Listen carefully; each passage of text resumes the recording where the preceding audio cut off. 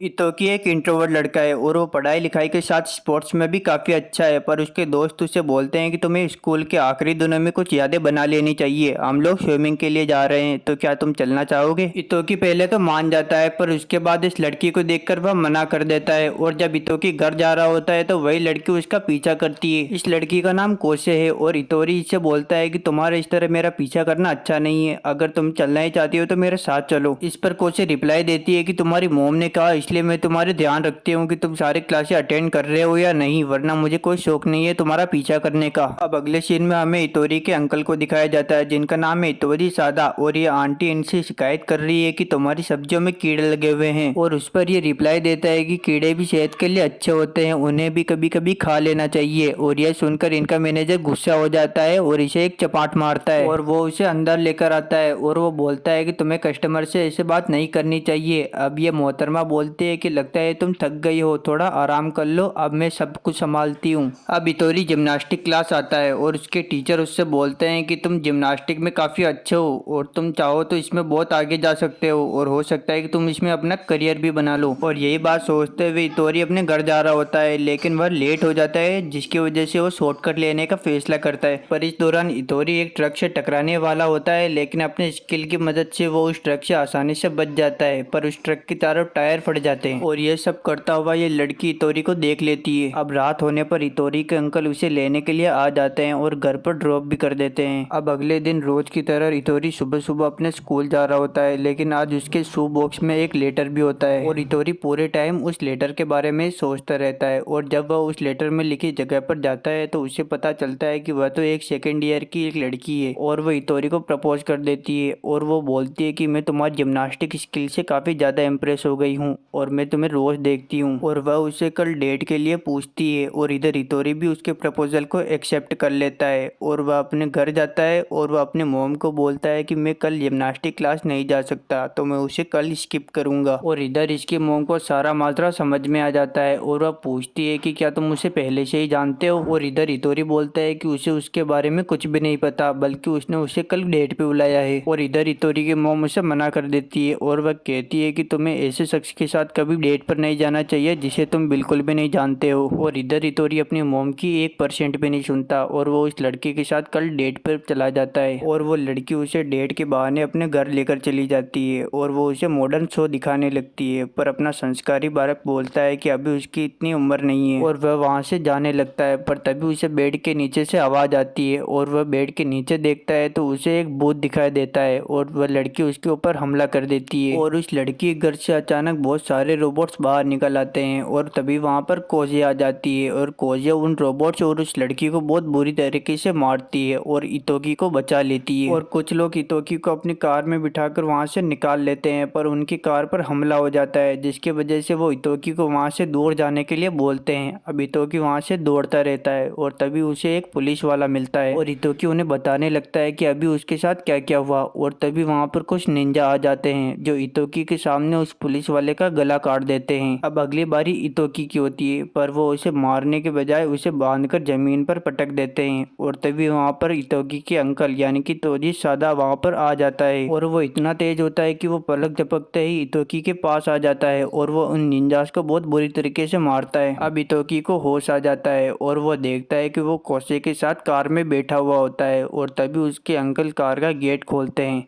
अब इतोकी उनसे पूछता है कि वह कौन सी जगह पर है और वो बोलते हैं कि तुम्हें जल्दी पता चल जाएगा। अब अगले सीन में हम देखते हैं कि इतोकी और बहुत सारे लोग एक कमरे के अंदर बैठे हुए हैं और तभी इतोकी की मोम उसके सामने आकर बैठ जाती है और वो इतोकी को बोलती है कि तुम मुझे मोम मत बुलाओ, तुम मुझे यहाँ पर चीफ बुलाओ। हम सब एगा विलेज के शिनोबी है, इसलिए हम पहले जहाँ रह रहे थे हमारी पहचान को छुपा कर रह रहे थे। हमारी तरह बहुत सारे क्लैन हैं और उन सब में कोगा क्लैन वाले सबसे ज़्यादा अमीर और सबसे ज़्यादा ताकतवर है और हमें पता चला है कि वो एगा क्लैन को पूरी तरह ख़त्म करना चाहते हैं। इतोकी कहता है पर वो मुझे क्यों मारना चाहते थे। वो इसलिए क्योंकि तुम एगा क्लैन के होने वाले 19 सक्सेसर हो। और यह कहता ही सब लोग अपना सिर इतोकी के सामने झुका लेते हैं। अब यहाँ कोगा क्लैन वाले अपनी मीटिंग कर रहे होते हैं और वो यहाँ बोलते हैं कि ईगा क्लैन वालों ने हमारे सक्सेसर को मार दिया है, इसलिए हम उसका बदला लेंगे। और ऐसे ही वो बातें करते हैं।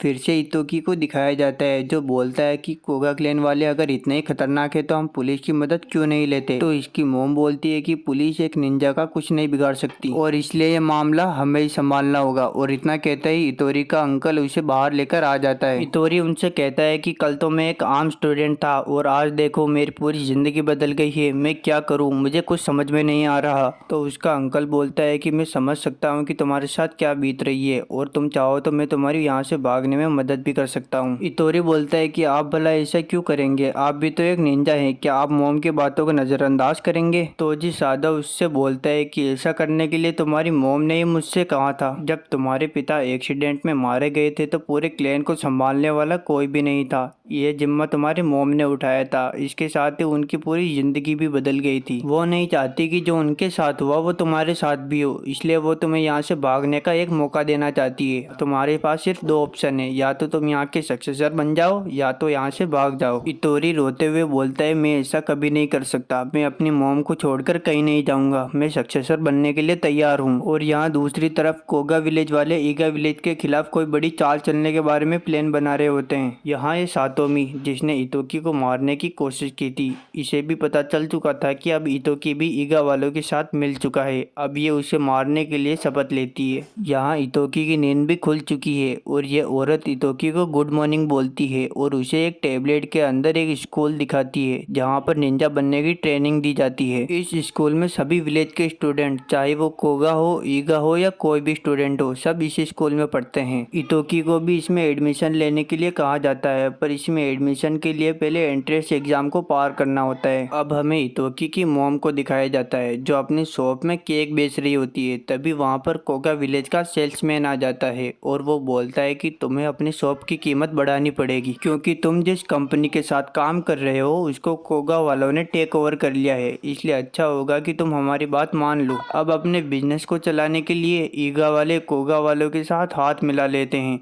अब ये बंदा अपने बेटे के साथ कार में बैठा होता है और इसके बेटा का नाम होता है सुजाकू। अब एंट्रेंस एग्जाम के दिन तोजी सादा इतोरी को लेने आता है और वह कहता है कि थोड़ी देर में वो लोग एग्जाम की लोकेशन सेंड करेंगे। इतोरी उनसे बोलता है कि मुझे तो फायर स्टाइल और वाटर स्टाइल किसी भी तरह का जुत्सु नहीं आता है, तो मैं एग्जाम में क्या ही कर लूंगा। और तभी वो लोग एग्जाम की लोकेशन सेंड कर देते हैं। अब तोजी सादा अपनी कार में इतोरी और कोसे को बिठाकर एग्जाम सेंटर लेकर चला जाता है और वो एग्जाम सेंटर एक मॉल होता है। अब इतोरी और कोसे मॉल के अंदर एंटर करते हैं। अब इतोरी एक आंटी को पूछता है कि एग्जाम कहाँ पर है। अब वो आंटी इतोरी को एक सीक्रेट रूम के अंदर लेकर चली जाती है और थोड़ा आगे चलने पर उन्हें पता लगता है कि बाकी स्टूडेंट भी एक कमरे के अंदर बैठे हुए हैं। अब इन्हें एग्जाम के रूल समझाए जाते हैं और इन्हें कहा जाता है कि वो लोग हाइड एंड सीट के जरिए स्टूडेंट का चुनाव करेंगे। इसमें दो स्टूडेंट एक साथ पार्टिसिपेट करेंगे, जिसमें पहले वाला जाकर छुप जाएगा और दूसरा वाला उसे ढूंढेगा।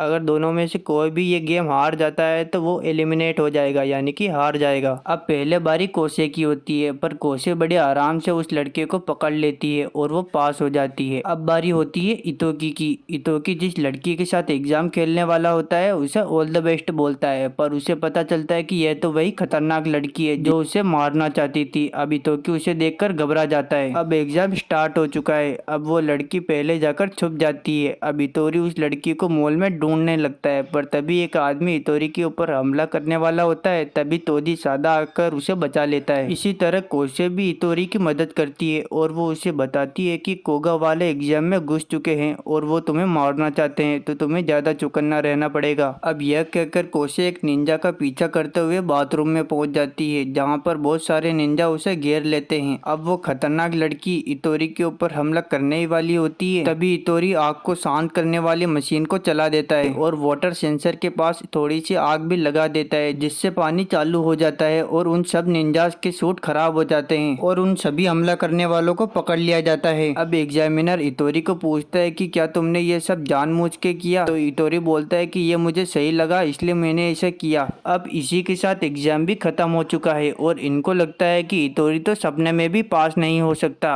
अब तभी अचानक इनको एक कॉल आता है जिसमें बताया जाता है कि इतोरी पास हो चुका है और यह सुनकर सब लोग हैरान हो जाते हैं। अब हमें वो लड़की दिखाई जाती है जिसको पकड़ लिया गया था। वो कोगा क्लैन के सदस्य थी और उसके बारे में कोगा के हेड को बताया जाता है और बोला जाता है कि आपके मेंबर ने गलती की है। पर कोगा का हेड तो उन्हें मेंबर मानने से ही मना कर देता है और वो कहता है कि ये लोग तो 2 महीने पहले ही कोगा को छोड़ चुके हैं, तो इनकी गारंटी हम नहीं लेते। अब नए स्कूल में सिलेक्शन होने की वजह से इतोकी के दोस्त उसे बधाइयाँ देने लगते हैं और इधर इतोकी भी इमोशनल हो जाता है कि वह भी अपने पुराने क्लासमेट से दूर नहीं जाना चाहता। और घर पर भी बाकी सब लोग इतोकी को अच्छे से पढ़ाई करने के लिए एंकरेज करते हैं। अब अगले दिन तोदी सादा इतोरी और कोसे को अपनी कार में बिठाकर एक चैम्बर के पास ले जाता है और वो उनसे बोलता है कि तुम्हें थोड़ा आगे चलने पर ट्रेन मिल जाएगी। और ये जिस ट्रेन में बैठे होते हैं वह ट्रेन पूरी खाली होती है और इन दोनों के अलावा कोई भी नहीं होता। और जैसे ही ट्रेन अपने स्टेशन पर पहुंच जाती है तो ये दोनों वहां से नीचे उतर जाते हैं और तभी इतोकी को एक लड़की दिखाई देती है और उस लड़की का नाम होता है रियोकू।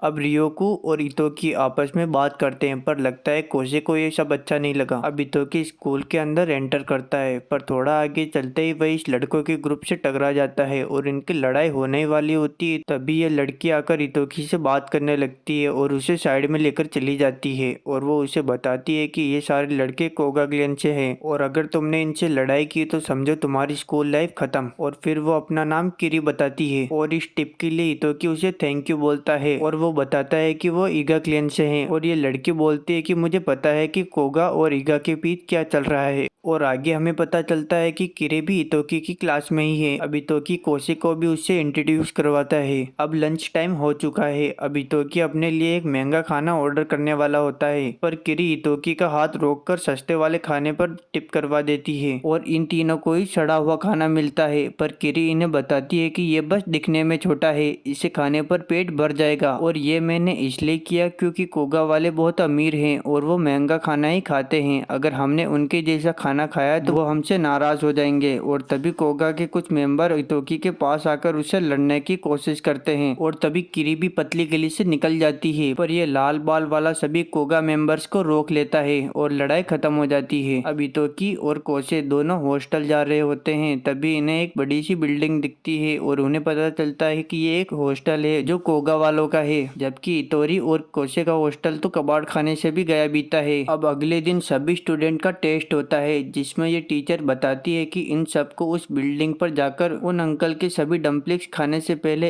एक डम्पलिंग्स वहां से यहाँ तक लेकर आना होगा, वो भी टाइम से पहले। और वो उन्हें एक निंजा सूट भी देती है और वो कहती है कि तुम्हें किसी भी हालत में अपने निंजा कोर को संभाल के रखना है, वो खराब नहीं होना चाहिए वरना तुम्हारे सूट की ताकत खत्म हो जाएगी। और अब रेस शुरू हो जाती है और सभी स्टूडेंट अपने पूरी रफ्तार से दौड़ने लगते हैं पर बेचारे इतोकी हिल भी नहीं पाता क्योंकि इस सूट को चलाने के लिए भी पढ़ाई करनी पड़ती है पर इसने तो रद्दी भर भी पढ़ाई नहीं की। और इसकी बेवकूफ़ी देखकर कोसे तो वहां से चली जाती है और इसकी टीचर भी इससे बोलती है कि अगर तुम जल्दी नहीं गए तो तुम फेल हो जाओगे। और तभी वहां पर रियोको आ जाती है और वो इतोरी के सूट की प्रॉब्लम को ठीक कर देती है और इतोकी हिलने लगता है पर वो अपनी फिर से बेवकूफ़ी की वजह से नीचे गिर जाता है। पर वो एक बात नोटिस करता है कि गिरने के बाद उसे थोड़ी सी भी चोट नहीं लगी। तो रियोको उसे बताती है कि ये सब इस सूट का कमाल है और वह बताती है कि सभी क्लैन के लिए अलग अलग सूट होते हैं जिसमें अलग अलग पावर्स होती है। और वह बताती है कि मुझे ये सब इसलिए पता है क्योंकि मैं शेका क्लैन से हूँ और ये सारे सूट हमारे क्लैन में ही बनाए जाते हैं। अब हमें कोसे को दिखाया जाता है जो दीवार पर लगातार चढ़े जा रही थी पर तभी कोगा क्लैन का एक मेंबर कोसे के ऊपर हमला कर देता है और वो बार बार बचती है नीचे गिरने से। अब इस कोगा क्लैन वाले को और कोसे को एक एक डम्पलिंग मिल जाता है और वो वापस चले जाते हैं और उनके पीछे धीरे धीरे करके सब लोग आने लगते हैं। पर किरी जब डम्पलिंग लेकर आ रही होती है तभी रास्ते में कोगा वाले उसे घेर लेते हैं। अब हमें इतोकी को दिखाया जाता है जो हाईवे पर दौड़ रहा होता है। तभी सामने से एक कोगा क्लैन वाला आता है और इतोकी के ऊपर हमला करता है पर तभी वहां पर कोसे आ जाती है और उसे लात मारकर भगा देती है। अब थोड़ा आगे चलने के बाद इतोकी को अजीब लगता है तो वो रियोको को आगे जाने के लिए बोलता है और खुद अपना रास्ता बदल लेता है। अब जंगल में चलते हुए इतोकी को एक निंजा कोर मिलता है और उसी के पास एक पेड़ के नीचे किरी भी लेटी हुई थी। अब इतोकी उसके पास जाता है तो किरी उसे बताती है कि कोगा क्लैन वालों ने उसका डम्पलिंग छीन लिया है और यह सुनकर इतोकी को काफी गुस्सा आता है तो वो अकेला ही कोगा क्लैन वालों के पास चला जाता है और किरी का डम्पलिंग मांगता है, पर वो डम्पलिंग देने से मना कर देते हैं, जिसकी वजह से वहाँ पर लड़ाई हो जाती है। और यह पूरी लड़ाई ये अंकल जी और रियोकू दूर से देख रहे होते हैं। अब ये कोगा वाले इतोकी को बहुत बुरी तरीके से मारते हैं। इतोकी भी इनके ऊपर हमला करता है, पर इसका कोई फायदा नहीं होता। और तभी वहाँ पर ये अंकल जी आ जाते हैं, जो इतोकी को बचा लेते हैं और वो कोगा वाले वहाँ से चले जाते हैं। अब इतोकी भी सीधा किरी के पास जाता है और उसे उसका डम्पलिंग दे देता है, पर किरी को समझ में नहीं आता है कि उसने आखिर ऐसा किया कैसे। अब कोगा क्लेन वाला उस टीचर के पास डम्पलिंग देने के लिए जाता है, पर उसे अपना डम्पलिंग नहीं मिलता। और तभी उसे याद आता है कि इतोकी ने लड़ाई के वक्त जरूर उससे वो छीन लिया होगा। अब थोड़ी देर बाद इतोकी भी किरी को लेकर रियोकू के पास आ जाता है और वो उससे बोलता है कि तुम इसे टीचर के पास लेकर जाना। अब इतोकी दौड़ता हुआ जल्दी से उस अंकल के पास जाता है डम्पलिंग लेने के लिए। और खुशी की बात तो यह है कि उन अंकल ने उसके लिए एक डम्पलिंग बचा कर रखा था, पर इतोकी को काफी देर हो चुकी थी, इसलिए वो आखिरी वाला डम्पलिंग भी खा लेते हैं और इतोकी को कुछ नहीं मिलता और इतोकी उस टेस्ट में फेल हो जाता है। अब हमें एक मीटिंग का सीन दिखाया जाता है, जहाँ पर यह बताया जा रहा होता है कि जब कोगा क्लेन के सक्सेसर की मौत हुई थी तो वहाँ पर कोई भी सबूत नहीं मिला था, लेकिन वहाँ पर एक हथियार मिला था जो ईगा क्लेन वालों से काफी ज्यादा मिलता है। और इन सबको फिलहाल सिर्फ एक ही आदमी पर शक है और वो है तोजीसादा, और उस पर नजर रखने के लिए इस लड़की को कहा जाता है। और इसे ये भी बताया जाता है कि तोजीसादा बहुत ज्यादा तेज है, जिसके वजह से वो कैमरे में कैप्चर नहीं हो पाता। तुम्हें उसके ऊपर बड़ी सावधानी से नजर रखनी होगी। अब हमें तोजीसादा को दिखाया जाता है, जो एक बंदे के पास आया हुआ होता है और उस बंदे का नाम होता है कानेत्सु। और वो अचानक तोजीसादा के ऊपर हमला कर देता है, पर तोजीसादा उससे बोलता है कि मुझे तुमसे थोड़ी बात करनी है। अब हमें इतोरी को दिखाया जाता है, जो एग्जाम की तैयारी के लिए बहुत सारी बुक्स लेकर आता है और वो रियोकू को कहता है कि मुझे ये सारी बुक्स पढ़नी है। पर किरी उससे बोलती है कि तुम्हें इस एग्जाम में पढ़ने की कोई जरूरत नहीं, बल्कि तुम्हें आंसर शीट को चुराना होगा। टीचर एग्जाम के एक दिन पहले ही आंसर शीट को छुपा देगी और हमें अगले दिन उसे ढूंढना होगा, और इस दौरान अगर टीचर ने तुम्हें पकड़ लिया तो तुम फेल हो जाओगे। अब रियोकू इतोरी को एक गैजेट बताती है और वह कहती है कि इस स्कूल के सारे गैजेट हमारे विलेज में ही बनते हैं, पर उससे ये जुड़ नहीं रहा था। पर इतोरी उससे माफी मांगता है कि मैं तुम्हारी इसमें कोई मदद नहीं कर सकता, पर रियोकू बोलती है कि कोई बात नहीं, मुझे पता है। वह बताती है कि मेरे पापा एक क्राफ्टमैन हैं और वह विलेज के लीडर हैं, और मैं भी चाहती हूँ कि मैं भी एक क्राफ्टमैन बनूं और आगे जाकर विलेज को लीड करूं, पर मेरे पापा ऐसा नहीं चाहते। और यहाँ आने से पहले ही हमने आपस में एक शर्त रखी कि स्कूल खत्म होने के बाद तुम निंजा वर्ल्ड से अपने सारे रिश्ते तोड़ दोगी। अब हमें कोगा क्लेन वालों को दिखाया जाता है, जिसमें से एक बंदा ईगा वालों के ऊपर बहुत ज्यादा गुस्सा करता है और वो कहता है कि हमें बदला लेना होगा, पर ये लाल बाल वाला कहता है कि हमें सही टाइम का इंतजार करना होगा। अब हमें तोकीसादा और किरेत्सु को बताया जाता है। किरेत्सु तोकीसादा के ऊपर हमला करने के लिए माफी मांगता है और वह कहता है कि मुझे पता है कि ईगा और कोगा के बीच में चीजें अच्छी नहीं चल रही, और वह तोकीसादा को एक खिलौना खरीदने के लिए बोलता है, पर तोकीसादा मना कर देता है। किरेत्सु तोकीसादा को बताता है कि कोगा वालों ने उससे हथियार लेना बंद कर दिए हैं, क्योंकि वो जिस तरह के हथियार बनवाना चाहते थे वह काफी खतरनाक थे। अब हमें इतोकी की टीम को दिखाया जाता है, जो प्लानिंग कर रहे होते हैं कि आखिर आंसर शीट को कैसे चुराया जाए। तभी दो स्टूडेंट उनके पास आते हैं। इनमें से एक स्टूडेंट वो होता है जिसने इतोकी को कोगा वालों से लड़ते देखा था, इसलिए वो इतोकी की टीम में शामिल होना चाहते हैं। अब वो लोग आंसर शीट को आज रात ही चुराने का प्लान बनाते हैं। अब रात हो चुकी है। अब इतोकी और उसके साथी आंसर शीट को चुराने के लिए मैडम के कमरे के पास जाते हैं। अब रियोकू इतोकी को एक गैजेट देती है, जिसकी मदद से इतोकी कमरे के अंदर देखता है जहाँ पर मैडम बैठी हुई होती है। अब इतोकी अपने गैजेट को वापस बुलाता है, पर तभी वो दरवाजे से टकरा जाता है और तभी मैडम कमरे से बाहर आने लगती है और इतोकी और उसके साथी रोप की मदद से छत पर जाने लगते हैं, पर इतोकी की रोप नहीं फंसती, जिसकी वजह से वो नीचे गिरने लगता है। पर रियोकू और कोसे उसे बचा लेते हैं। इतोकी मैडम के जस्ट पीछे ही होता है। अब किरी मैडम का ध्यान खींचने के लिए स्मोक बॉम्ब का इस्तेमाल करती है और मैडम भी उस स्मोक बॉल के पीछे जाती है। दरअसल ये सब इतोकी और उसकी टीम का ही प्लान था। अब इतोकी और कोसे कमरे के अंदर जाते हैं और आंसर शीट को ढूंढने की कोशिश करते हैं, और वहाँ पर पता चलता है कि एक चाबी वहाँ से गायब है। और इस तरफ टीचर किरी और इन लड़कों को पकड़ने ही वाली होती है, और तभी किरी और ये लड़के अलग अलग रास्ते पर भागने लगते हैं, पर इन लड़कों की खराब किस्मत की वजह से कोगा वाले इन्हें पकड़ लेते हैं और इन्हें बहुत बुरी तरीके से मारते हैं और ये इन्फॉर्मेशन ये इतोकी और बाकियों को पहुंचा देते हैं और यह सुनते ही कोसे उनकी ओर दौड़ पड़ती है। अब रियोको इतोरी को एक नया निंजा टूल बताती है और वह कहती है कि यह एक प्रोटोटाइप है, पर अगर हम पकड़े नहीं गए तो सब कुछ ठीक होगा और इसकी मदद से वो लॉकर खोलने की कोशिश करते हैं। और इधर तोकीसादा अपनी पूरी रफ्तार से एक बिल्डिंग के अंदर जाता है और वह उस बिल्डिंग के मेन ऑफिस के अंदर चला जाता है और वहाँ पर पड़ी एक टेबल की ड्रॉअर को खोलने लगता है, पर वहाँ पर ताला लगा होता है, जिसकी वजह से वो लॉकर के ऊपर एक मशीन को लगाता है ताकि लॉक खुल जाए, पर उसमें 30 मिनट लगेंगे। तब तोकीसादा टेबल के ऊपर देखता है जहाँ पर उस लॉकर का पासवर्ड लिखा हुआ होता है और वो उस लॉकर को खोल लेता है। उसमें पैसों के अलावा कुछ नहीं होता। अब वो एजेंट जो तोकीसादा के ऊपर नजर रखे हुए थी, उसके सामने अचानक से ये खिलौना आ जाता है और कैमरे के ऊपर मंडराने लगता है, जिसकी वजह से वहाँ की सिक्योरिटी अलर्ट हो जाती है और उस तरफ दौड़ने लगती है और इस एजेंट का बैलेंस बिगड़ जाता है और वह नीचे गिर जाती है। अब तोकीसादा तो बड़ा स्टाइल से वहाँ से निकल जाता है, पर सब लोग उस एजेंट के पीछे लग जाते हैं और इस तरफ इतोकी वाला लॉकर भी खुल जाता है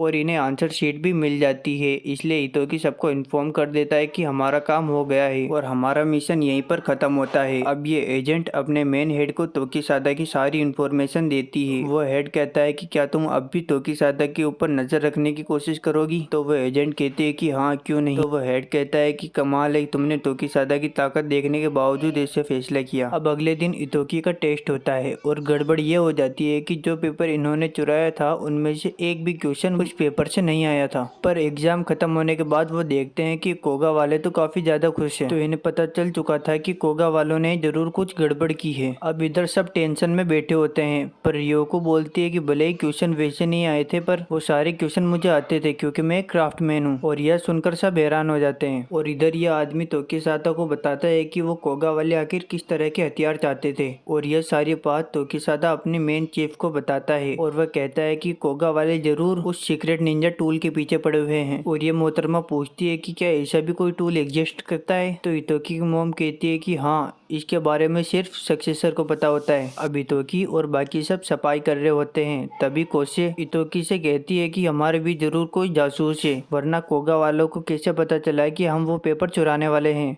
अब हमें पास्ट का कुछ सीन दिखाया जाता है जिसमें कोगा क्लैन का पुराना लीडर और सजाकू साथ में होते हैं और लीडर सजाकू से कहता है कि मैं एक ऐसा वर्ल्ड चाहता हूं जिसमें निंजा नाम की कोई चीज ही ना हो। अगर ऐसा हुआ तो कभी भी लड़ाई नहीं होगी और सब आम इंसानों की तरह जिंदगी जिएंगे। यह सुनकर सजाकू कहता है कि मैं भी आपकी इसमें मदद करूंगा। अब हमें स्कूल का सीन दिखाया जाता है जहाँ पर टीचर बोलती है कि समर ब्रेक से पहले तुम्हारा एक एग्जाम होगा और इस एग्जाम में तुम्हें काफी दिक्कत होने वाली है। इस एग्जाम में किसी भी स्टूडेंट को भारी चोट भी लग सकती है या फिर सीधा कहूँ तो उसकी मौत भी हो सकती है। और निंजा होने के नाते तुम्हें यह तो पता ही होगा कि तुम्हें हर वक्त अपनी मौत का इंतजार करना होता है। और यह सुनकर इतोकी कहता है कि मैं इस एग्जाम को स्किप कर दूंगा, पर पीछे से किरी बोलती है कि तुम ऐसा नहीं कर सकते क्योंकि तुम पहले ही एक एग्जाम में फेल हो चुके हो। अगर इस वाले में भी फेल हो गए तो तुम्हें स्कूल से बाहर निकाल दिया जाएगा। अब इन दोनों के बीच में बातचीत होती है और मिशन का हेड बोलता है कि कोगा क्लैन वाले अपने आसपास के सभी छोटे गांवों को अपने अंदर समेटते जा रहे हैं और वह यह सब इसलिए कर पा रहे हैं क्योंकि वह बहुत ज्यादा अमीर हैं और अगर ऐसे ही चलता रहा तो बहुत बड़ी दिक्कत हो जाएगी। दरअसल कोगा क्लैन का पुराना सक्सेसर काफी अच्छा था और उसकी वजह से क्लैन में काफी सारे बदलाव भी आए थे और वह काफी ज्यादा ताकतवर था, जिसकी वजह से लोग उसकी इज्जत भी करते थे। पर उसकी मौत के बाद कोगा क्लैन का नया सक्सेसर काफी ज्यादा बुरा है। पर यह समझ में नहीं आ रहा कि कोगा का सक्सेसर अगर इतना ही अच्छा था तो ईगा वालों ने आखिर उसे क्यों मारा, और अगर ऐसा ही चलता रहा तो कोगा और ईगा के बीच में एक बड़ी जंग होगी। अब इधर इतोकी की टीम को दिखाया जाता है जहां इतोकी खड़ा होकर कहता है कि अब मैं इस टीम को छोड़ रहा हूं। तुम लोगों ने पहले ही मेरी वजह से काफी ज्यादा परेशानियां झेली है और मैं नहीं चाहता कि मेरी वजह से तुम्हें कोई और दिक्कत भी हो। और यह कहकर वह चला जाता है, पर कोसे उसे कहती है कि तुम बहुत अच्छा काम कर रहे हो और तुमने पहले जो कुछ भी किया वो सब सही था। अब पीछे से रियोको आती है और वह कहती है कि तुम्हें इस इस एग्जाम में इस टूल का इस्तेमाल करना चाहिए, क्योंकि इस टूल से तुम किसी का भी रूप ले सकते हो और यह बिल्कुल नया टूल है, जिसकी वजह से ये स्कूल के बाकी टूल्स में रजिस्टर भी नहीं है, तो इससे कोई भी दिक्कत नहीं होने वाली। पर हितोकी नहीं मानता है और वहाँ से चला जाता है। अब कोसे उससे कहती है कि मैं इस एग्जाम में सुजाकू को मार दूंगी, क्योंकि वो तुम्हारी जान के पीछे पड़ा हुआ है और निंजा वर्ल्ड का पहला रूल भी यही कहता है कि मारो या फिर मरो। और यह सुनकर हितोकी का खोपड़ा सटक जाता है और वह बाहर आ जाता है। और थोड़ा आगे चलने के बाद उसे स्कूल का हेड दिखता है। अब यह दोनों आपस में बात करते हैं और हितोकी कहता है निंजा होने का मतलब सिर्फ मारना या मरना ही है, क्योंकि मेरे पापा एक निंजा होने की वजह से ही मारे गए थे। तो प्रिंसिपल कहता है कि ऐसा बिल्कुल भी नहीं है और तुम ये सवाल करने वाले पहले नहीं हो। तुम्हारे अलावा तुम्हारे फादर और कोगा क्लैन के लीडर ने भी ये सवाल किया था और जब मैंने उसका जवाब दिया तो वे लोग यह कहने लगे कि वो ऐसा बिल्कुल भी नहीं बनना चाहते। और इधर हितोकी सोच में पड़ जाता है। अब हमें हितोकी को दिखाया जाता है जो कोसे के साथ एग्जाम की तैयारी कर रहा होता है। अब इधर हितोकी ओपोनेंट के कोर को चुराने की कोशिश करता है, पर वो फेल हो जाता है। कोसे उससे कहती है कि तुम सीधे किसी निंजा का कोर नहीं चुरा सकते, तुम छुपकर या चाल चलकर ही किसी निंजा का कोर चुरा सकते हो। अब हितोकी दूसरी प्रैक्टिस करता है, जिसमें वह पकड़े जाने पर भागने की प्रैक्टिस करता है। अब हमें कोगा वालों को दिखाया जाता है जो ये प्लानिंग कर रहे होते हैं कि आखिर हितोकी को इस एग्जाम में कैसे मारा जाए। अब हमें हितोकी और कोसे को दिखाया जाता है जो एक नक्शे के ऊपर कुछ मार्क्स लगा रहे होते हैं, पर कोसे उस पेपर को फेंक देती है और थोड़ी देर बाद एक स्टूडेंट आकर उस पेपर को उठा लेता है। अब एग्जाम का दिन होता है और टीचर सभी स्टूडेंट को बताती है कि आखिर एग्जाम में करना क्या है। अब जैसे ही एग्जाम स्टार्ट होता है तो कोसे सजाकू को मारने के लिए दौड़ती है और कोगा क्लैन वाले भी हितोकी को ढूंढने में लग जाते हैं। अब कोगा क्लैन वाले हितोकी को एक कमरे के अंदर ढूंढते हुए जाते हैं, लेकिन वहाँ हितोकी ने पहले ही स्मोक बॉम्ब को लगा दिया होता है, जिससे सारे स्टूडेंट सो जाते हैं। अब हमें एक स्टूडेंट को दिखाया जाता है जो कोगा के बाकी स्टूडेंट को बताता है कि आखिर करना क्या है, और तभी वहाँ पर हितोकी आ जाता है। अब हितोकी उसके पीछे आता है और हितोकी को पता चल चुका था कि यही वो स्टूडेंट है जो इनकी इन्फॉर्मेशन कोगा वालों को देता था, और वह पेपर वाला प्लान भी हितोकी का ही था जिससे जासूस को पकड़ा जा सके। अब ये स्टूडेंट अपनी गलती के लिए हितोकी से काफी ज्यादा माफी मांगता है। अब कोगा क्लैन का एक बंदा हितोकी को ढूंढते हुए उसी जगह पर आता है, पर हितोकी पहले ही भेष बदलकर वहाँ पर लेटा हुआ होता है, और वो बंदा जैसे ही थोड़ा आगे बढ़ता है तो हितोकी उसके ऊपर पीछे से हमला करता है, पर वो बंदा हितोकी के हमले से काफी आसानी से बच जाता है और उसे एक पंच मारकर नीचे गिरा देता है, जिससे हितोकी का मास्क भी टूट जाता है और वह अपने असली रूप में आ जाता है। अब वह कोगा वाला भी अपना मास्क हटाता है और वह और कोई नहीं बल्कि सजाकू होता है। और इधर हमें दिखाया जाता है कि जो बंदा कोसे के साथ लड़ रहा था वह सजाकू नहीं बल्कि कोगा का एक स्टूडेंट था। अब इधर हितोकी सजाकू को देखकर काफी ज्यादा डरने लगता है और वह सजाकू से डरकर काफी तेज भागने लगता है, पर सजाकू उसे पीछे से लात मारकर नीचे गिरा देता है और हितोकी उससे बिल्कुल भी लड़ने के मूड में नहीं लगता। सजाकू उसे मारने के लिए पीछे दौड़ता है। अब हितोकी अपनी ट्रेनिंग को याद करते हुए वहाँ से भाग जाता है, उस बिल्डिंग से नीचे कूद जाता है, पर सजाकू उसका पीछा नहीं छोड़ता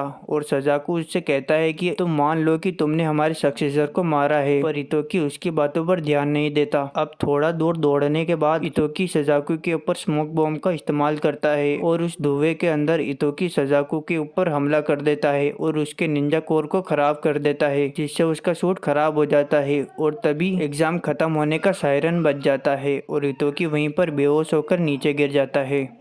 अब हमें किरी का पास्ट दिखाया जाता है जिसमें उसके फादर उससे कहते हैं कि एक शिनोबी के लिए किसी को मारना, मरना, धोखा देना, चाले चलना ये सब एक आम बात है। तुम दूसरों को धोखा देकर अपने आप को आगे बढ़ाओ और इस फूमा विलेज की किस्मत तुम्हारे हाथों में है। अब हमें दिखाया जाता है कि उस एग्जाम के बाद ये सब लोग हितोकी के ईगा वाले घर के अंदर आते हैं, जहाँ हितोकी की मोम इनसे कहती है कि हमारी जो दुकान थी वो जल चुकी है, अब समर की छुट्टियाँ आ चुकी है। तो इनकी मोम इनसे कहती है कि तुम समर में मजे करना। और इधर तोजी और इन अंकल को लगता है कि ये सब कोगा वालों का ही काम है। अब सब लोग जैसे ही हितोकी के घर से बाहर चले जाते हैं तभी किरी वहाँ पर तहकीकात करने लगती है और उसे जो भी जानकारी मिलती है वो एक पक्षी के जरिए सुजाकू तक पहुँचाती है। अब सजाकू अचानक से अपने डैड के पास जाता है और वह कहता है कि आप ईगा वालों के ऊपर जो हमला करने वाले हो उसका लीडर मैं बनना चाहता हूँ, पर उसके पिता उसे साफ मना कर देते हैं कि तुम लड़ाई में शामिल नहीं होंगे। पर वह जिद करने लगता है और वहाँ से नाराज होकर छोड़कर चला जाता है। अब हमें एक मीटिंग का सीन दिखाया जाता है जहाँ शियोमी हेड से कहती है कि उसे तोकीसादा से बात करने पर यह पता चला कि कोगा वाले लॉर्ड किशिमारू की मदद से ईगा वालों से कुछ ऐसा डाटा चुराना चाहते हैं जिसकी मदद से वो एक बहुत ही खतरनाक हथियार बना सके। और यह सुनकर इनका हेड कहता है कि जरूर कोगा वाले ईगा वालों के ऊपर एक बहुत बड़ा हमला करने की प्लानिंग बना रहे हैं। तो शियोमी कहती है कि क्या हम कोगा वालों के ऊपर कोई इन्वेस्टिगेशन नहीं कर सकते। तो हेड कहता है कि हमारे पास सिर्फ उनके खिलाफ एक अंदाजा है। तो शियोमी कहती है कि हम ये सब होने दें, हम उनके ऊपर इल्जाम नहीं लगा रहे, पर हम ये सब होने भी तो नहीं दे सकते ना। और उसका हेड उसे मना कर देता है कि तुम ऐसा कुछ भी नहीं करोगी क्योंकि हमारे पास उनके खिलाफ कोई सबूत नहीं है और इससे बहुत बड़ी दिक्कत हो सकती है। मैंने तुम्हें तोकीसादा के ऊपर नजर रखने को कहा है तो तुम सिर्फ अपना काम करो। अब हमें दिखाया जाता है इतोकी और उसकी फैमिली उसके डैड की कब्र के पास जाते हैं जहाँ इतोकी अपनी मॉम से कहता है कि प्रिंसिपल ने उनके डैड का नाम लिया था। तो उसकी मॉम कहती है कि आखिर प्रिंसिपल ने क्या कहा तुमसे। तो इतोकी कहता है कि डैड ने प्रिंसिपल से कहा कि अगर निंजा का काम किल करना है तो उन्हें निंजा नहीं बनना। अब उसकी मॉम मुझसे कहती है कि तुम्हारे पिता ये चाहते थे कि हर विलेज की शिनोबी को अपनाना होगा, अगर कोई विलेज से जाना चाहता है तो उसे ना रोकना, और इससे वे इस दुनिया को बदलना चाहते थे। और वह यह भी बताती है कि जब तुम्हारे पिता की मौत हुई थी तो तोकीसादा एक मिशन पर था जिसकी वजह से वो तुम्हारे पिता की मौत के जिम्मेदार खुद को मानता है। एक चीफ होने के नाते मैंने भी कई लोगों को मिशन पर भेजा है और जब तुम चीफ बनोगे तुम्हारे सामने कई ऐसी मुसीबतें आएगी जिन्हें तुम बुलाना चाहोगे पर बुला नहीं पाओगे। अब हमें इतोकी की गैंग को दिखाया जाता है जो बाजार में सब्जी लेने के लिए गए होते हैं और वहाँ पर इन्हें बस सब्जी को उठाना था, उनके पैसे नहीं देने थे क्योंकि इन सबको पता चल चुका था कि इतोकी एक शिनोबी है। और वो बताते हैं कि हम भी एक शिनोबी हैं और वे इतोकी से पूछते हैं कि तुम्हारा स्कूल कैसा चल रहा है। तो इतोकी कहता है कि बहुत अच्छा चल रहा है। अब थोड़ी देर बाद ये मोहतरमा इतोकी को पास बुलाती है और इन्हें कैंडी देती है और उस कैंडी के रेपर में लिखा होता है कि तुम्हें एक फिश को पकड़ के लाना होगा। और यह सुनकर ये लोग एक फिश को पकड़ने के लिए रिवर पर आ जाते हैं जहाँ किरी इतोकी को पूछती है कि इन दोनों में से कौन ज्यादा अच्छा लग रहा है। अब इतोकी थोड़ा सोच में पड़ जाता है पर वह बात को घुमाते हुए बोलता है कि हमें मछलियां पकड़ने पर ध्यान देना चाहिए। अब इतोकी मछलियां पकड़ रहा होता है तभी रियोको इसके पास आती है और इसे एक मछली पकड़ने का टूल देती है पर इतोकी इसका यूज करने से मना कर देता है। और इधर तो कोसे अपने हाथों से ही मछलियां पकड़ने में लग जाती है और इधर ये दोनों तो नॉर्मल तरीका अपनाते हैं पर फिर भी बहुत सारी मछलियां पकड़ लेते हैं।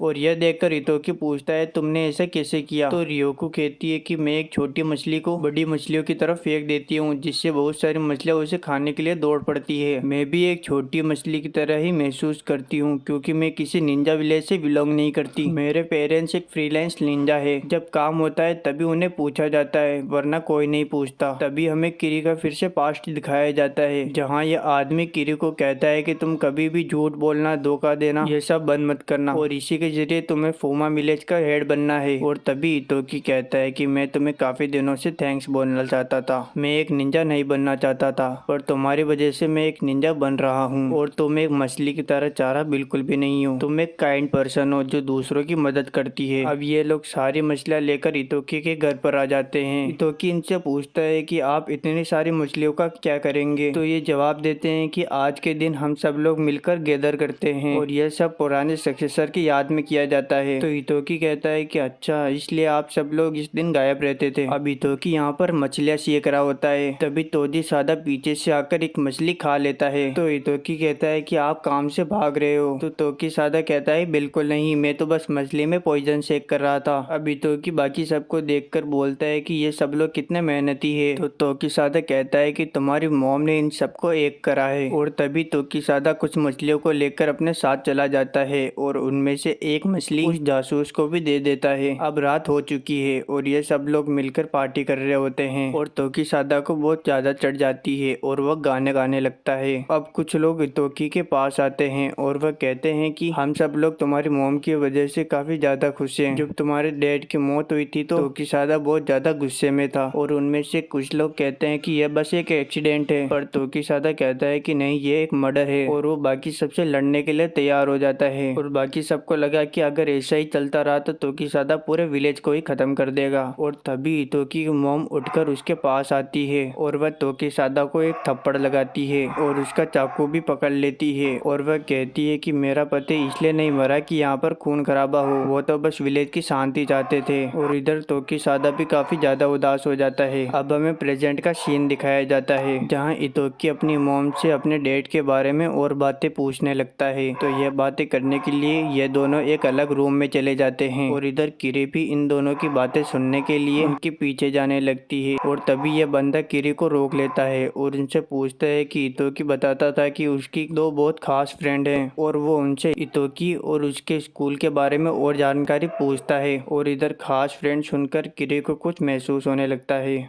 अब इधर इतोकी अपनी मोम के साथ बैठा होता है। उसकी मोम उसे ईगा के सीक्रेट कोड के बारे में बताती है और उस कोड के बारे में सिर्फ ईगा के चीफ को ही पता है। और वह इतोकी से कहती है कि तुम जिस दिन पूरे निंजा बन जाओगे तब तुम्हारा नाम भी इस फाइल में लिखा जाएगा। अब इस तरफ इतोकी अपने दोस्तों के साथ बैठा होता है और तभी वहाँ पर एक अंकल आते हैं जो इतोकी से कहते हैं कि तुम्हारी छुट्टियाँ और बढ़ गई है। अब यह सब इतोकी की मोम के पास जाते हैं जहाँ इतोकी की मोम टीवी में न्यूज देख रही होती है। अब तोकीसादा बोलता है कि निंजा की ग्रैंड काउंसलिंग शुरू होने वाली है और इसमें बड़े बड़े निंजा विलेज के चीफ शामिल होंगे और इस काउंसलिंग में ईगा के चीफ को भी जाना होगा। और इस मीटिंग को निंजा काउंसलिंग सिक्योरिटी का हेड करा रहा है और इसी से पता चलेगा कि आगे आने वाला फ्यूचर कैसा होगा। अब हमें निंजा सिक्योरिटी वालों को दिखाया जाता है यह आपस में उस मीटिंग के दौरान सिक्योरिटी को ज्यादा टाइट करने के बारे में बात करते हैं क्योंकि वहाँ पर बड़े बड़े क्लैन के चीफ आने वाले हैं। अब हमें इतोकी की मोम को दिखाया जाता है जो मीटिंग में जाने के लिए बिल्कुल तैयार है पर वह जाने से पहले इन सबको इतोकी का ध्यान रखने के लिए बोलती है और वह आशा करती है कि सेगा विलेज वाले उनकी मदद करेंगे। अब हमें मीटिंग दिखाई जाती है जहाँ पर बहुत से विलेज के चीफ आपस में बात कर रहे होते हैं। अब हयातो बोलता है कि हम थोड़ी देर में मीटिंग शुरू करेंगे। वहाँ पर सभी विलेज के चीफ आए होते हैं सिवाय सेगा विलेज के। तभी कोगा का चीफ बोलता है कि सेगा विलेज अब हमारे अंडर में है। अब हयातो कहता है कि निंजा रूल्स तोड़े गए हैं जिससे निंजा वर्ल्ड में हड़बड़ी मच गई है और उन्हें लगता है कि इस सब के पीछे कोगा वालों का हाथ है। हयातो कोगा को यह भी कहता है कि अगर सेगा वाले आपके अंडर में काम कर रहे हैं तो आखिर वो कहाँ काम कर रहे हैं और वैसे भी ऐसी कोई ऑफिशियल रजिस्ट्री नहीं है जिससे यह साबित हो कि सेगा वाले कोगा वालों के अंडर में काम कर रहे हैं। और हाल ही में यह देखा गया है कि सेगा के कई मेंबर लापता हो गए हैं और तो और सेगा के जो मेंबर्स अलग अलग विलेजेस में थे उनके कॉन्टेक्ट भी टूट गए हैं। और कोगा का चीफ बोलता है कि यह सब आरोप झूठे हैं। अब हयातो सभी चीफ से पूछता है कि आपको कोगा की तरफ से कोई थ्रेट मिला है या नहीं। यहाँ पर सभी चीफ मना कर देते हैं कि हमें कोई थ्रेट नहीं मिला। पर यहाँ इतोकी की मोम बोलती है कि हमारे कुछ सवाल अभी भी अधूरे हैं। कोगा वाले हमेशा हमारी एक चीज के लिए हम पर झूठा आरोप लगाते आए हैं और हमें पता चला है कि कोगा वाले कुछ खतरनाक हथियार बना रहे हैं और वह हमारे ईगा के सीक्रेट कोड के पीछे पड़े हुए हैं। हमारे विलेज वालों ने उसे शांति और अमन के लिए बनाया था पर जरूरत पड़ी तो मैं खुद ही उसे डिस्ट्रॉय कर दूंगी। अब इधर एक एक करके सभी चीफ मेंबर कोगा वालों पर इल्जाम लगाने लगते हैं कि इनकी वजह से हमें बहुत परेशानियां हुई है। अब इधर हयातो कोगा के चीफ को कहता है कि अब सब कुछ तुम्हारे सामने है तो अब हमें तुम्हें गिरफ्तार करना पड़ेगा। इधर कोगा का मैनेजर बोलता है कि हमारे पिछले चीफ की इन्वेस्टिगेशन कैसी चल रही है। इधर हयातो कहता है कि वो बस पूरी होने ही वाली है पर हम ऐसे ही किसी पर इल्जाम नहीं लगा सकते। तभी वहाँ पर एक बंदा आता है जो कहता है कि मेरे पास इस इन्वेस्टिगेशन से जुड़े कुछ सबूत हैं। वह कहता है कि कोगा के चीफ के मर्डर के पीछे ईगा वालों का हाथ है और वह कहता है कि हमारे पास इससे जुड़े कुछ वीडियोस हैं। और वह वीडियो ऑन करता है और कहता है कि सभी विलेज के शूट की फ्रीक्वेंसी अलग अलग होती है और इसमें जो फ्रीक्वेंसी बताई गई है वो ईगा वालों के शूट की है। इससे यह साबित हो जाता है कि कोगा के चीफ का मर्डर ईगा वालों ने किया है। अब वह हितोकी की मोम को गिरफ्तार करने के लिए बोलता है तभी तोकीसादा बीच में आ जाता है पर हितोकी की मोम तोकीसादा को कहती है कि हमें शांति और अमन के रास्ते पर चलना चाहिए और हमें अपने आप को निर्दोष साबित करने के लिए सबूतों की जरूरत होगी। और यह बोलकर वो गिरफ्तार होने के लिए तैयार हो जाती है पर जाने से पहले वो तोकीसादा को कहती है कि हितोकी को कहना विलेज वालों का ध्यान रखे। अब इधर हितोकी को पता चलता है कि उसकी मोम गिरफ्तार हो चुकी है तो तोकीसादा उससे कहता है कि तुम्हारी मोम ने कहा है कि तुम विलेज वालों का ख्याल रखना। अब इधर हयातो उस वीडियो को गौर से देख रहा होता है और बहुत देर देखने के बाद उसे वीडियो में कुछ अजीब दिखता है। तभी उसके पीठ पीछे कोई चाकू आर पार कर देता है। यह वही बंदा होता है जिसने इतोकी की मॉम को गिरफ्तार किया था। वह हयातो से कहता है कि तुम हमेशा ईगा वालों को ही क्यों सपोर्ट करते रहते हो। इधर हयातो कहता है कि जरूर इस वीडियो में कुछ ना कुछ तो गड़बड़ी है। अब यहाँ इतोकी के घर में सभी ईगा वाले इकट्ठा हो रहे होते हैं। तभी वहाँ पर इतोकी चीफ की ड्रेस पहन कर आता है क्योंकि उसकी मॉम को गिरफ्तार कर दिया गया था। क्योंकि ईगा के लोगों को एक सक्सेसर की जरूरत थी, इतोकी उस कमी को पूरा करने के लिए आया है। ईगा के लोगों को एक एक्टिव सक्सेसर की जरूरत है और हमें पता है कि इतोकी ईगा क्लैन का 19th सक्सेसर है। वह अपनी जिम्मेदारी को पूरी ईमानदारी से निभाएगा।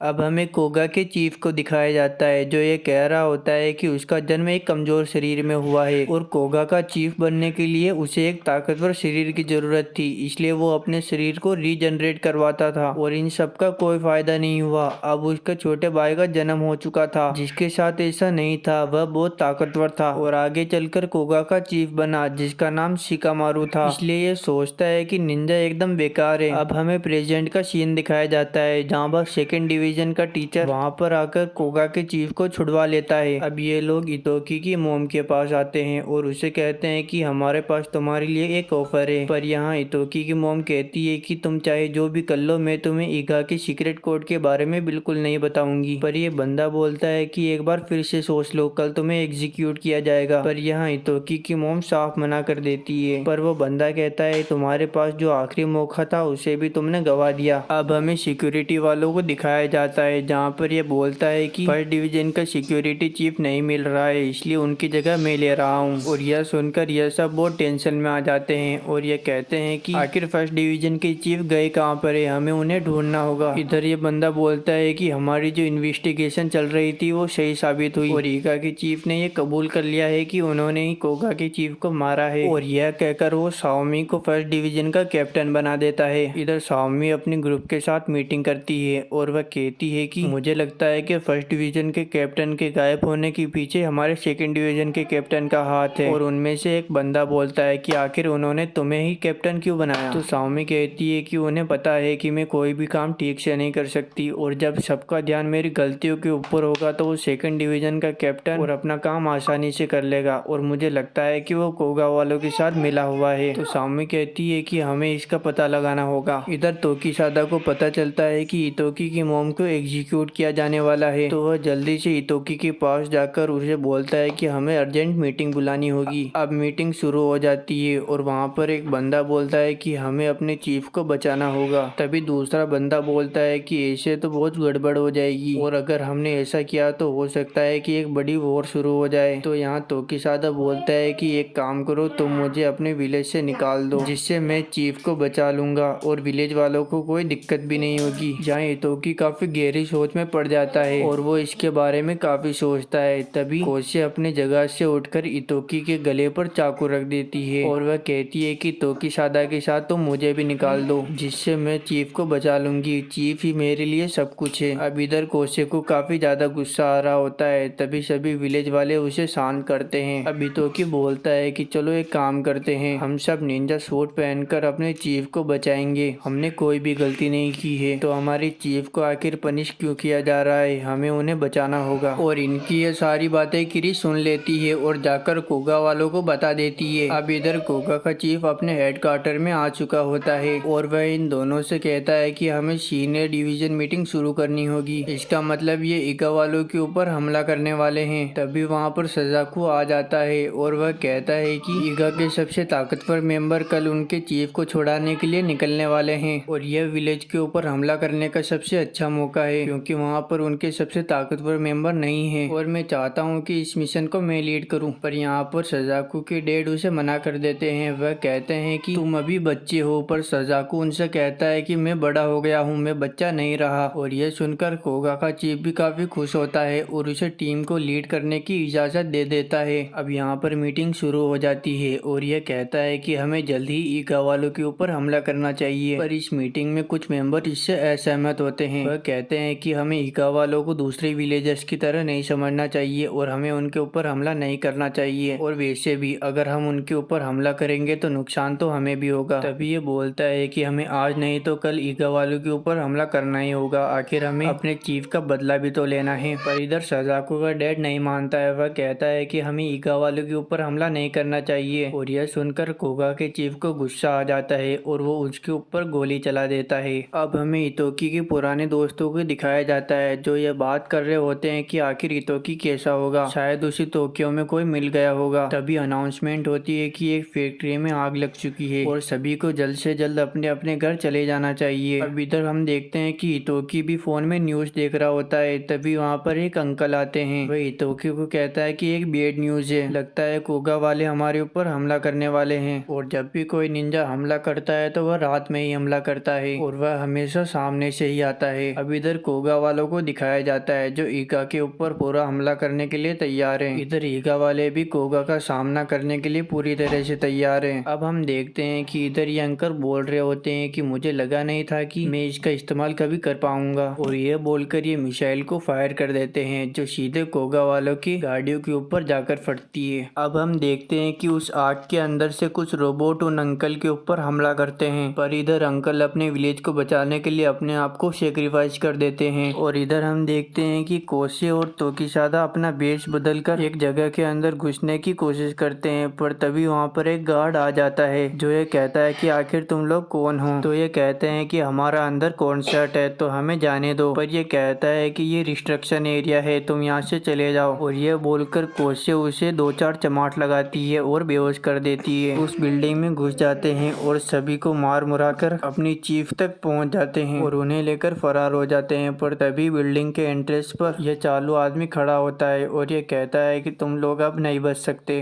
अब ये इन सबको तोकिसादा को मारने के लिए कहता है। तभी कोसे एक स्मोक बॉम्ब को फेंक देती है और सब धुआं धुआं हो जाता है। इधर तोकिसादा भी लड़ने के लिए तैयार है। अब हम देखते हैं कि ईगा के ऊपर रोबोट्स ने हमला कर दिया है। अब सभी में फाइट हो रही है, पर यह भी पता चलता है कि ये रोबोट्स 1v1 फाइट में काफी कमजोर हैं। इधर सुको इतोकी से कहती है कि एक बुरी खबर है, जिन कोगा वालों ने हम पर हमला किया है उनमें से 250 तो केवल मैकेनिकल रोबोट्स हैं और हमारे ईगा विलेज में केवल 45 शिनोबी हैं। और यह सुनकर इतोकी को पसीना आ जाता है। वह रियोकू को कहता है कि तुम चीफ को लेकर यहाँ से निकल जाना, मैं इन सबको देख लूंगा। इधर रियोकू सुबह से कहती है कि आखिर कोगा के एक ग्रुप में कितने मेंबर्स हैं। तो सुबह कहती है कि कोगा के एक ग्रुप में कोगा निंजा और 4 मैकेनिकल रोबोट्स हैं। और वह थोड़ा दिमाग लगाती है और कहती है कि उन रोबोट्स की जरूर कोई ना कोई कमजोरी होगी। हमारे जितने भी निंजा है उन सबको कह दो कि अगर कोई भी किसी भी रोबोट में कुछ अजीब देखे या कुछ उससे पता चले तो वो जरूर इन्फॉर्मेशन करे, और हो सके तो उन सबको बता दो कि अगर किसी को भी एक मैकेनिकल निंजा मिले तो वो जल्दी से उसे यहाँ पर लेकर आ जाए। अब हम देखते हैं कि एक निंजा का ग्रुप वहाँ पर एक मैकेनिकल रोबोट को लेकर आ जाता है। रियोकू उस रोबोट की जांच करती है और उसे पता चलता है कि यह रोबोट्स बैटरी पर काम करते हैं, लेकिन इनकी बैटरी ज्यादा देर तक नहीं चल सकती है, ज्यादा से ज्यादा 1 घंटे तक काम कर सकते हैं। तो इसका मतलब है कि जरूर विलेज के आसपास कोई चार्जिंग पॉइंट होगा। यह सुनकर इतोकी सोचता है कि जरूर इसी काम के लिए कोगा वाले ईगा वालों की निंजा कोड के पीछे पड़े हुए हैं, ताकि वो इन रोबोट्स को इनफाइनाइट पावर्स दे सके और उन्हें चार्जर की जरूरत ही ना पड़े। इधर रियोकू कहती है कि अगर हम उनके चार्जेबल सोर्स को ही तोड़ दे तो हमारी आधी से ज्यादा प्रॉब्लम खत्म हो जाएगी। इधर इतोकी कहता है कि इतने सारे निंजास के लिए बहुत बड़े पावर सोर्स की जरूरत होगी और जरूर उसे कंटेनर से यहाँ पर लाया गया होगा। वो सब जल्दी सूबे के पास जाते हैं और उसे कहते हैं कि क्या तुम पता लगा सकती हो कि कोगा वालों ने हमारे विलेज के आसपास किसी बड़ी जगह पर कोई रिचार्जेबल सोर्स लगाया है या नहीं, और यह भी पता लगाओ कि इस विलेज के आसपास जितने भी बड़े रास्ते हैं उन सभी रास्तों में से किन पर सबसे ज्यादा कंटेनर आते हैं। और सुबह उसका पता लगाती है और उसे 5 रास्ते मिलते हैं और वह कहती है कि अगर हम अपने निंजास को इन 5 रास्तों पर अलग अलग भेजे हमारा डिफेंस काफी कमजोर हो जाएगा। तो यह सुनकर इतोकी कहता है कि इन जगहों पर मैं जाऊंगा। यह लोग इतोकी को जाने से मना करते हैं, पर इतोकी नहीं मानता है। इधर रियोकू कहती है कि मैं भी तुम्हारे साथ चलूंगी। तो यह दोनों उस जगह के लिए निकल जाते हैं। इधर किरी यह बात भी अपने कोगा वालों को बताने वाली होती है, पर बाद में पता नहीं उसे क्या हो जाता है और यह बात वो उन्हें बता ही नहीं पाती। इधर तोकिसादा सबको अच्छे से पपेड़ देता है। अब यह दोनों आमने सामने होते हैं। तभी वहाँ पर साओमी आ जाती है और वो इस चपड़गंजू से कहती है कि तुम्हारा खेल खत्म खत्म हुआ और उसके मेंबर्स उसे पकड़ लेते हैं। अब तोकीशादा उसे बेहोश करके वहाँ से चुपचाप जाने लगता है, पर तभी शाओमी के मेंबर्स तोकीशादा को पकड़ने वाले होते हैं, पर शाओमी कहती है कि यह हमारा दुश्मन नहीं है, इसे जाने दो। अब इधर कोसे चीफ को बिठाकर विलेज की ओर दौड़ती है और विलेज थोड़ी ही दूरी पर होता है। अब हम देखते हैं कि इतोकी को वो चार्जिंग स्टेशन मिल जाता है, पर वो बहुत बड़ा होता है, तो वो रियोको से कहता है कि हमें इसे उड़ाना होगा। और यह सुनकर रियोको कहती है कि मुझे पता था कि तुम कुछ ऐसा ही बोलोगे। और यह कहकर वो इतोकी को एक टूल देती है। वह कहती है कि तुम इसे उस मशीन पर लगा देना, पर इतने सारे रोबोट्स के बीच में घुसकर उसे वहां पर लगाना बहुत मुश्किल था। तो रियोको कहती है कि तुम टेंशन मत लो, मैं 10 सेकंड के लिए इन सभी रोबोट्स को शट डाउन कर दूंगी और इतने में जाकर तुम उसे लगा देना। अब इधर रियोको आसमान में एक बॉम्ब फोड़ती है और वो सारे रोबोट्स बंद हो जाते हैं। अब इतोकी तेजी से दौड़ता है, पर तभी बीच में सजाकू आ जाता है जो उसे लात मारकर नीचे गिरा देता है, पर रियोको आकर सजाकू को पकड़ लेती है। अब इतोकी तेजी से दौड़कर वहां पर लगाने जाता है, पर तभी सभी रोबोट्स वापस नॉर्मल हो जाते हैं और इतोकी को घेर लेते हैं। पर तभी वहां पर एक रोबोट आता है जो इतोकी के हाथ से वो मशीन ले लेता है और जल्दी से जाकर उस जगह पर लगा देता है। और यह देखकर इतोकी जल्दी से उस मशीन को ऑन कर देता है, जिससे बहुत बड़ा धमाका होता है और वो पूरा का पूरा स्टेशन खत्म हो जाता है। पर जब वो उस रोबोट को देखता है जिसने उस मशीन को वहां पर लगाया था, तो पता चलता है कि यह तो किरी है। इतोकी किरी से कहता है कि आखिर तुमने ऐसा क्यों किया, और यह बोलकर वो किरी को गोद में उठाकर वहां से भाग जाता है। इधर हम देखते हैं कि कोगा वालों की फटके चार हो रही थी। एक तो उनका चार्जिंग स्टेशन पूरा बर्बाद हो चुका था, दूसरा तोकीशादा वहां पर बस आने ही वाला था। तो यह सब होने के बाद यह फैसला लेते हैं कि हम अपने सारे रोबोट्स को वापस बुला लेंगे। इसका मतलब है कि ईगा वालों की इस बार तो जीत हो गई, लेकिन अगली बार ये उन्हें नहीं छोड़ेंगे। इधर सामी उस चपड़गंजू के पास जाती है और उसे कहती है कि क्या तुमने ही हमारे फर्स्ट डिवीजन के ऑफिसर और कोगा के चीफ को मारा था। पर यह सुनकर वो उस बात का बिल्कुल भी रिप्लाई नहीं देता है। तो सामी कहती है कि तुम फालतू में वफादारी दिखा रहे हो, कोगा वालों ने तो यह कह दिया है कि तुम्ही ने उनके चीफ को मारा है, उन्हें तुमसे कोई भी लेना देना नहीं है। और यह कहकर सामी वहाँ से चली जाती है। इधर हम देखते हैं कि ये चपड़गंजू कुछ जादू मंत्र करता है और यह अपने हाथों से कुछ निंजा साइंस बनाता है। अब तक तो चीफ भी अपने घर पर आ चुकी होती है, पर जैसे ये अंकल कोसे के कंधे पर हाथ रखता है तो पता नहीं कोसे को क्या हो जाता है और उसके सिर में बहुत ज्यादा दर्द होने लगता है और वो चीफ के गले के ऊपर चाकू रख देती है। कोसे चीफ को एक खाली कमरे के अंदर ले आती है। इधर चीफ कोसे से कहती है कि तुम इतने सालों तक इसी दिन का इंतजार कर रही थी, पर कोसे कोई भी रिप्लाई नहीं देती है और वह चीफ के फेस पर एक कट लगा देती है। अब चीफ कोसे के पास आकर उसके मास्क को हटाती है तो वह देखती है कि कोसे अपने होठ को दबाए हुए थी और यह देखकर चीफ समझ जाती है और कोसे को जल्दी से गले लगा लेती है। पर तभी कोसे के सिर में दर्द होने लगता है और वह बेहोश हो जाती है। इधर चीफ को लगता है कि कोसे ठीक हो गई है, पर तभी कोसे चीफ को मार देती है। इधर इतोकी दौड़ते हुए चीफ के पास आता है, पर जब वो कमरे के अंदर देखता है तो पता चलता है कि कोसे ने चीफ को मार दिया है और तोकीशादा भी वहां पर पहुंच जाता है और यह सब देखकर उसकी शक्ल भी रोने जैसी हो जाती है। इधर सबको काफी दुख होता है।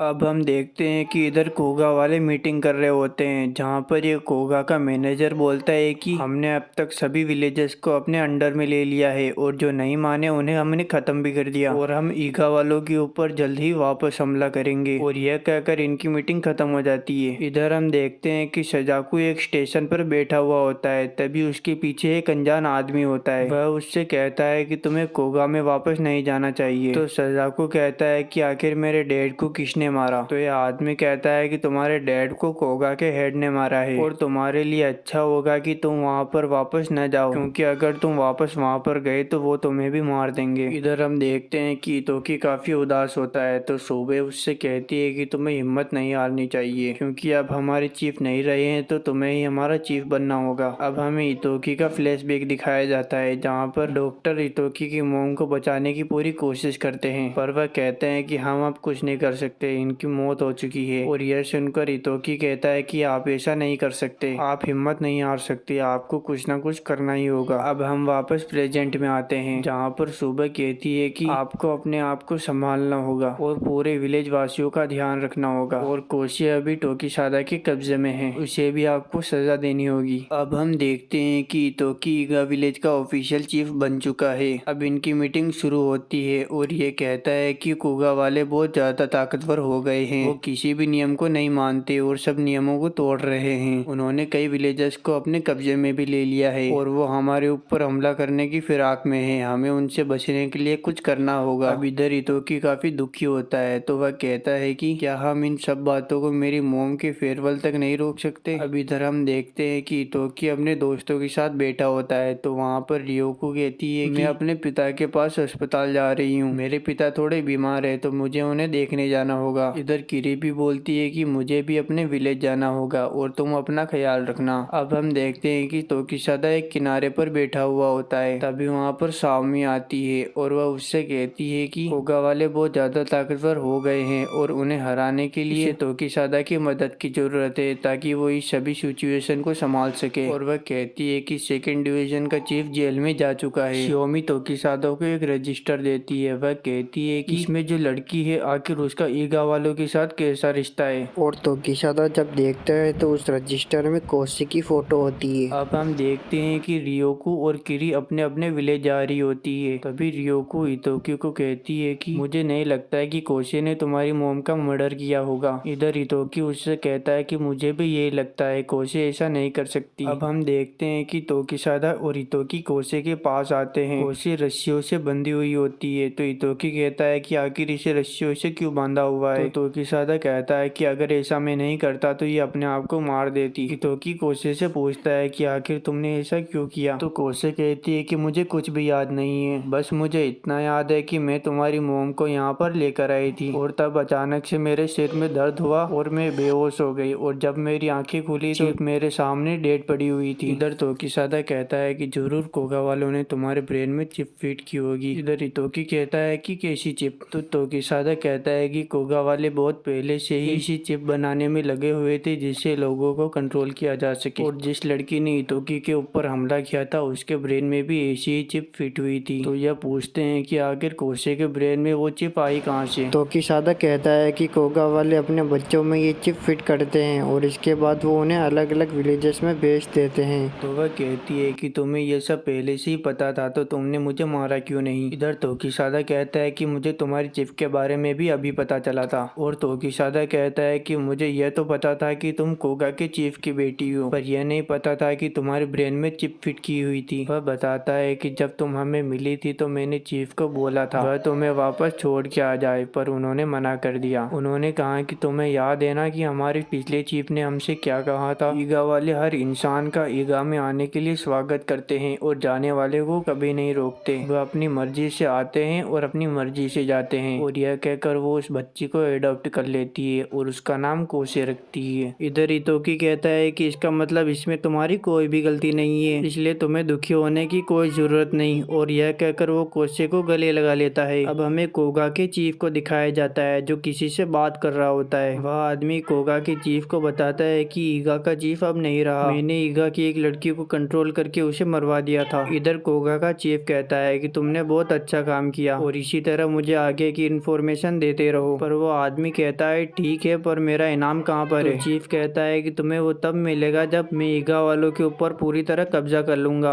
अब हमें रियोको के डैड को दिखाया जाता है जो काफी गंभीर हालत में थे। वह रियोको को कहते हैं कि कोगा वालों ने ही मेरा हाथ काटा है क्योंकि मैं उनका कहना नहीं मान रहा था और उन्होंने हमारे लोगों को डराने के लिए मेरा हाथ काट दिया। और यह सुनकर रियोको रोने लगती है। अब हमें किरी को दिखाया जाता है जो अपने विलेज आई हुई होती है। यहाँ पर हमें पता चलता है कि उसके डैड ने इसे कोगा वालों को बेच दिया था। अब जब कोगा वालों को पता चल चुका था कि किरी ने उनके साथ धोखा किया था तो अब इनके विलेज वाले ही किरी को मारने की कोशिश करते हैं। पर तभी किरी के डैड कहते हैं कि मैं किरी को कुछ नहीं होने दूंगा और वो किरी को एक सीक्रेट डोर से घर से बाहर निकाल देते हैं और 2 बॉम्ब के साथ उस घर को ही पूरी तरह उड़ा देते हैं। अब हमें इतोकी की मोम का फेयरवेल दिखाया जाता है। अब रात हो चुकी है और सब लोग अपने घर जा चुके हैं, पर इतोकी अभी तक वहीं पर खड़ा होता है। तो एक आदमी आकर उसे बोलता है तुम्हें अब घर चले जाना चाहिए। तो हितोकी कहता है कि मुझे थोड़ी देर और रुकना है यहाँ पर, और हितोकी थोड़ी देर वहीं पर खड़ा होता है। तभी वहाँ पर सजाकू आ जाता है। तो हितोकी उससे कहता है कि तुम आखिर यहाँ पर क्यों आए हो। तो सजाकू कहता है कि मैं बस तुम्हारी मॉम के लिए प्रेयर करने के लिए आया हूँ, और वो वहाँ प्रेयर करके वहाँ से जाने लगता है। पर जाते जाते वह हितोकी को कहता है कि तुम्हें कैसा लग रहा है अपने माता पिता की मौत को देखकर। और यह सुनकर हितोकी को गुस्सा आ जाता है और इन दोनों के बीच में लड़ाई हो जाती है। इधर सजाकू कहता है कि तुम काफी कमजोर हो, और यह दोनों लड़ते लड़ते उस कमरे के गेट को ही तोड़ देते हैं और बाहर आकर गिर जाते हैं। इधर हितोकी रोते हुए कहता है कि तुम आखिर ऐसा कैसे कर सकते हो, तुम किसी को कैसे मार सकते हो। अब देखो जरा, मैं तुम्हें मार रहा हूँ पर तुम्हें मारते हुए भी मुझे दुख हो रहा है, आखिर ये कब तक चलेगा। तो सजाकू कहता है कि जब तक सारे विलेज वाले कोगा के खिलाफ ना हो जाए तब तक। हितोकी कहता है क्या मतलब है तुम्हारा। तो सजाकू कहता है कि कोगा का जो नया चीफ है वो बहुत ज्यादा संकी है, उसे खुद को नहीं पता कि उसे क्या करना चाहिए। उसने मेरे डैड को भी मार दिया, क्योंकि जब जब कोगा का हेड ईगा के ऊपर हमला करने की बात कर रहा था तो मेरे डैड ने उनकी बात नहीं मानी, तो उन्होंने उन्हें मार दिया। अब हमें सजाकू का फ्लैशबैक दिखाया जाता है, जहाँ पर सजाकू को अपने घर के अंदर एक तस्वीर के पीछे एक मेमोरी कार्ड मिलता है। उसके अंदर एक वीडियो होती है, और जब वो उसे प्ले करता है तो उसके अंदर कोगा का नया चीफ और पुराना चीफ दोनों होते हैं, और इन दोनों के बीच में बातचीत चल रही होती है। ये सफेद बाल वाला कहता है कि मैं सभी निंजास को खत्म कर दूंगा। तो पुराना वाला कहता है कि तुम ऐसा नहीं कर सकते, तुम एक राक्षस हो। इधर सफेद बाल वाला फिर से बोलता है कि मैं ये सब अपने असुराज की मदद से करूंगा, यानी मेरे निंजा रोबोट्स की मदद से मैं इस पृथ्वी पर अकेला राज करूंगा। और इतना बोलते ही कोई पीछे से आकर पुराने चीफ को मार देता है, और इधर यह सब देखकर संजाकू की आंखें खुली की खुली रह जाती है। अब हमें ईगा वालों की मीटिंग को दिखाया जाता है, जहाँ पर पता चलता है कि कोगा वालों ने उन्हें एक धमकी भरा लेटर भेजा है, जिसमें लिखा हुआ था कि ईगा वालों अपना सीक्रेट कोड हमें दे दो वरना बहुत बुरा होगा, और जो भी होगा उन सब के जिम्मेदार तुम खुद होगे। अब इधर थोड़ा डर का माहौल बन जाता है। अभी तो कि अपनी मोम की कब्र के पास आता है, जहाँ पर वो अपनी मोम से कहता है कि मोम, मुझे पता है कि आप ये चाहती थी कि हम सभी शांति से यहाँ पर रहे, पर आपके जाने के बाद मुझे कुछ समझ में नहीं आ रहा है कि मैं क्या करूँ। मुझे कुछ टाइम पहले पता भी नहीं था कि निंजा नाम की कोई चीज भी होती है, लेकिन आज मैं खुद एक निंजा विलेज का चीफ हूँ। मुझे कुछ भी समझ में नहीं आ रहा है कि मुझे क्या करना चाहिए। इधर ईगा वाले चाहते हैं कि हम अपने चीफ की मौत का बदला ले, लेकिन मुझे पता है कि इसका कोई फायदा नहीं होगा। अब मैं वैसे ही काम करूंगा जैसे आप चाहती थी, और तोकीसादा इन सब में मेरी मदद तुम करोगे। अब हमें ईगा वालों की फिर से मीटिंग दिखाई जाती है, जहाँ पर हितोकी कहता है कि मैंने उस लेटर का जवाब ढूंढ लिया है, हम कोगा वालों को हमारा सीक्रेट कोड दे देंगे, पर उसके बदले में हम एक शर्त रखेंगे कि उसके बदले में वो हमारे विलेज को फ्री छोड़ देंगे। इधर विलेज वाले काफी हैरान होते हैं, वह कहते हैं कि क्या ये आप क्या बोल रहे हो, अगर हमने कोगा वालों को निंजा सीक्रेट कोड दे दिया तो बहुत बड़ी गड़बड़ हो जाएगी, यह बहुत बड़ी बेवकूफ़ी है। इधर हितोकी कहता है कि अगर हमने ऐसा नहीं किया तो हो सकता है ईगा का नामो निशान मिट जाए, और एक एक करके सब लोग इस फैसले के खिलाफ हो जाते हैं। इधर हितोकी कहता है कि ये मेरा आखिरी फैसला है, और अगर किसी को यह नहीं मानना तो वो ईगा को छोड़कर जा सकता है, और यह कहकर वो मीटिंग से बाहर आ जाता है। अब हमें कोगा वालों को दिखाया जाता है, जो ईगा के ऊपर फिर से हमला करने के लिए काफी बेताब थे। मैनेजर कहता है हमें जल्दी ही ईगा के ऊपर फिर से हमला करना होगा। इधर दूसरा बोलता है कि अगर हमने ऐसा किया तो हमें एनएससी का सामना करना होगा, पर चीफ कहता है कि अभी हमने एनएससी का कोई जवाब नहीं दिया, और हम उनका जवाब देंगे भी नहीं। अब हमें एनएससी की मीटिंग दिखाई जाती है, जहाँ पर शियोमी बोल रही होती है कि हम कोगा वालों को ऐसे ही नहीं छोड़ सकते।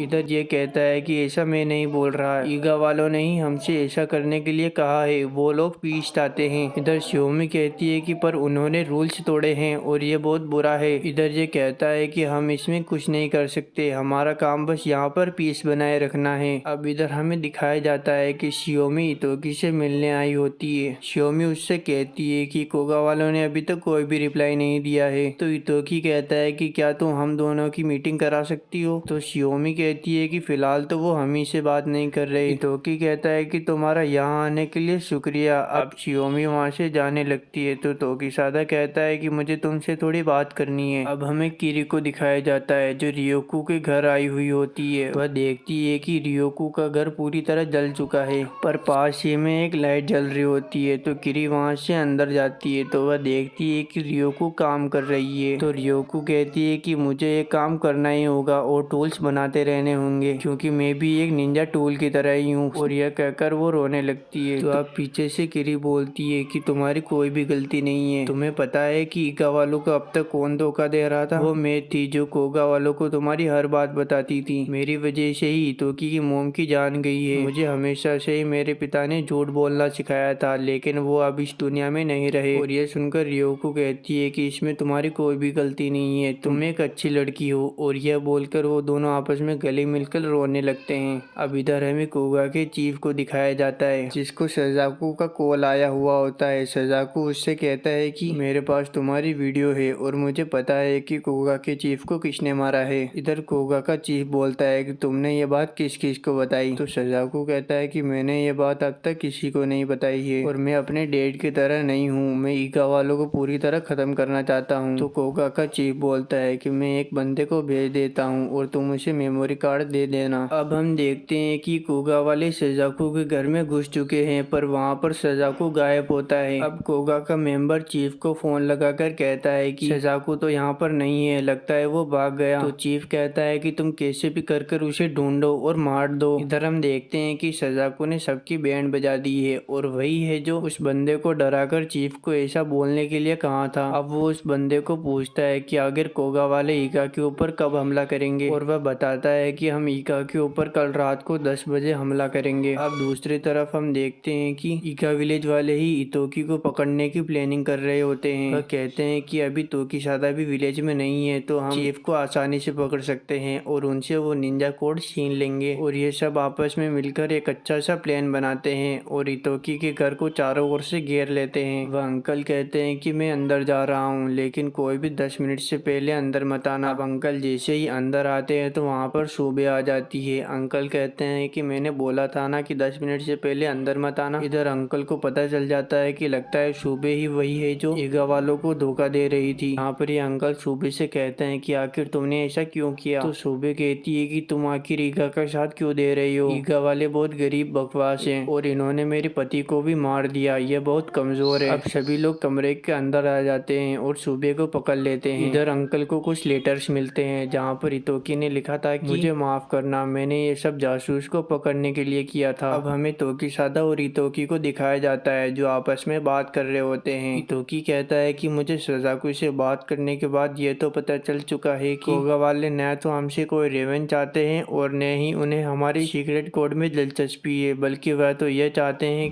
कि वह तो सभी निंजास को खत्म करना चाहते हैं। अब हम देखते हैं कि तोकीसादा सजाकू से मिलने आया हुआ होता है। सजाकू उसे वो मेमोरी कार्ड देता है और कहता है कि तुम्हें जो चाहिए वो इसमें मिल जाएगा, पर एक बात ध्यान रखना, मेरा पीछा मत करना। अब तोकीसादा इतोकी के पास आता है। तोकीसादा कहता है कि कोगा के सारे रोबोट्स गायब हो चुके हैं, कोगा के हेड ने सभी से कांटेक्ट तोड़ दिया है। तो इतोकी कहता है कि इसका मतलब वो हमारे ऊपर हमला करने की फिराक में है। तुम एक काम करो, सभी विलेजर्स को लेकर यहाँ से चले जाओ, मैं खुद उनका सामना करूंगा। तो तोकीसादा कहता है कि आप अकेले उनका सामना नहीं कर सकते। तो इतोकी कहता है कि मैं अकेला नहीं हूँ, निंजा कोड भी मेरे साथ चलेगा। अब हमें दिखाया जाता है कि इतोकी कई सालों बाद वो निंजा कोड को पहन रहा है और वो पहनकर सीधा कोगा के हेडक्वार्टर में चला जाता है। पर रास्ते में उसे तोकीसादा और कोसे भी मिलती है। इतोकी कहता है क्या तुम मेरे ऑर्डर को अनदेखा कर रहे हो? तो तोकीसादा कहता है कि मैंने ईगा को छोड़ दिया है, तो अब मैं तुम्हारा ऑर्डर नहीं मानूंगा। कोसे भी उसका ऑर्डर मानने से मना कर देती है। अब हमें फ्लैशबैक में दिखाया जाता है जहाँ पर इतोकी कोसे से कहता है कि तुम मरना चाहती हो, पर हमारी मॉम चाहती थी कि हम कुछ करें और ये छोटा सा बहाना काफी है अपनी लाइफ को कंटिन्यू करने का। और यह कहकर वो वहाँ से चला जाता है। अब तोकीसादा कोसे को कहता है कि चीफ अकेले कोगा के हेडक्वार्टर में जा रहे हैं और मुझे सारे विलेजर्स को यहाँ से ले जाने के लिए बोला गया है। अब तोकीसादा कोसे को एक डिवाइस देता है। वह कहता है कि तुम इससे अपने ब्रेन में फिट हुई चिप को डिस्ट्रॉय कर सकती हो। अब हमें प्रेजेंट में दिखाया जाता है जहाँ पर कोसी कहती है कि ये मेरी मर्जी से कर रही हूँ, और यह बोलकर ये तीनों साथ में कोगा के हेडक्वार्टर के अंदर जाने लगते हैं। पर अंदर जाते ही बहुत सारे रोबोट्स उन्हें घेर लेते हैं और यह सब कोगा का चिप सीसीटीवी की मदद से देख रहा होता है। अब इधर कोसे, इतोकी, तोकीसादा मिलकर इन रोबोट से लड़ रहे होते हैं, पर तभी वहाँ पर रियोको और किरी भी आ जाती है। इतोकी कहता है तुम यहाँ पर क्या कर रहे हो? तो रियोको कहती है कि कि मैं बस अपना कुछ यहाँ से लेने आई हूँ। और किरी कहती है मैं भी तुमसे माफी मांगने आई हूँ, वो सारी बातें मैं ही लीक किया करती थी। अब ये सुनकर हितोकी काफी खुश हो जाता है और ये मिलकर उन रोबोट से फाइट करते हैं। अब हितोकी और ये सब थोड़ा आगे जाते हैं जहाँ पर इन्हें 3 कोगा निंजा मिलते हैं। वह कहते हैं कि अब तुम्हारा खेल खत्म, और यह बोलकर वो बहुत सारे रोबोट्स को बुला लेते हैं। इधर हितोकी कोशी और तोकीसादा को यहीं पर रुकने के लिए कहता है और हितोकी अपने सीक्रेट निंजा कोड को एक्टिवेट कर लेता है और कुछ सेकंड्स में ही उन सभी रोबोट्स को बड़ी आसानी से डिस्ट्रॉय कर देता है। पर इसकी वजह से वो काफी ज्यादा वीक भी हो जाता है। अब इधर तोकीसादा हितोकी को बचा लेता है। कोशे जल्दी से स्मोक फैला देती है और हितोकी को वहाँ से निकालती है। तभी 2 निंजा उनके सामने आ जाते हैं। वह कहते हैं तुम्हारा तो खेल खत्म। पर तभी वहाँ पर सजाकू आ जाता है जो काफी कूल लग रहा होता है। सजाकू उन दोनों को अपनी आँख से जला देता है। अब हितोकी और कोशे कोगा के चीफ के पास पहुंच जाते हैं। अब इधर चीफ बोलता है ओ तो ऐसा दिखता है सीक्रेट निंजा कोड। हितोकी कहता है कि तुम ऐसा क्यों कर रहे हो, सिर्फ निंजा कोड की वजह से तुम इतने मासूमों को क्यों मार रहे हो। मैं तुम्हें ये निंजा कोड देने के लिए तैयार हूँ, पर बदले में तुम्हें अपने सारे क्राइम कन्विंस करने होंगे और ईका को फ्री करके निंजा बनना भी छोड़ देना होगा। और ये सुनकर चीफ बोलता है ओ तुम्हारे कहने पर छोड़ दूं? बिल्कुल नहीं, तुम सिर्फ एक बच्चे हो और तुम में इतनी हिम्मत नहीं कि तुम मुझे मार सको। और वैसे भी मेरे निंजास तुम्हारी ईगा विलेज को खत्म करके आने ही वाले होंगे। हितोकी उससे कहता है कि तुम आखिर क्यों सभी निंजास को खत्म करना चाहते हो। मुझे पता है कि तुम कभी एक निंजा बनना ही नहीं चाहते थे और तुम शायद ऐसी दुनिया बनाना चाहते हो जहाँ पर निंजा का नामो निशान ना हो। किसी भी नॉर्मल आदमी के पास 2 रास्ते होते हैं, पर तुम्हारे पास सिर्फ एक रास्ता था। जो भी निंजा फैमिली में पैदा होता है उसके लिए निंजा बनना कंपलसरी हो जाता है, और अगर ऐसा है तो मैं तुम्हें इसके लिए माफ कर सकता हूँ। इधर कोगा का चीफ बोलता है कि तुम शायद अपनी मॉम के मर्डर के लिए कोई बड़ी वजह ढूंढ रहे हो, पर ऐसा बिल्कुल भी नहीं है। मैंने तो बस उसे ऐसे ही मार दिया जैसे कीड़े मकोड़ों को मारा जाता है। और यह सुनकर हितोकी को काफी ज्यादा गुस्सा आता है और उसका निंजा कोर भी एक्टिवेट हो जाता है और वो अपनी तलवार को निकालने ही वाला होता है। तभी कोशे उसे रोक लेती है और यह सारी चीजें एनएससी देख रहा होता है। और हितोकी के सामने कोगा के चीफ ने अपने सारे जो अब तक क्राइम किए थे वो सारे कबूल कर लिए। अब हमें पास्ट का सीन दिखाया जाता है जहाँ पर हितोकी शियोमी से मिलता है। अब हितोकी और ये जैसे ही जाने लगते हैं तो कोगा का चीफ इनके ऊपर पीछे से गोली चला देता है, जिसे कोशे रोकने की कोशिश करती है पर रोक नहीं पाती। इधर वो लगातार हितोकी के ऊपर फायर करता है। अब चीफ हितोकी के ऊपर हमला करता है तो हितोकी दूर जाकर फंसता है। अब हितोकी अपने निंजा कोर को एक्टिवेट करके उसके ऊपर हमला करता है और इधर हम देखते हैं कि कोगा का चीफ भी काफी ज्यादा ताकतवर है। इधर हितोकी हीरो वाले स्टाइल में खड़ा होता है, तभी चीफ को कोशे आकर पीछे से पकड़ लेती है। अब हितोकी चीफ के ऊपर हमला करता है और उसके पूरे आर्मर को ही तोड़ देता है। अब हम देखते हैं कि इनके बीच फुल ऑन फाइट चल रही होती है। तभी हितोकी अपने निंजा कोर की मदद से एक पावरफुल पंच मारता है और कोगा का चीफ बहुत दूर जाकर फंसता है और इस पंच के साथ ही इस पूरी सीरीज का भी एंड हो जाता है। तो दोस्तों अगर आपको ये वीडियो पसंद आए तो इस वीडियो को लाइक करके हमारे चैनल को सब्सक्राइब कर लो। अब मिलते हैं अगली वीडियो में, तब तक के लिए बाय बाय।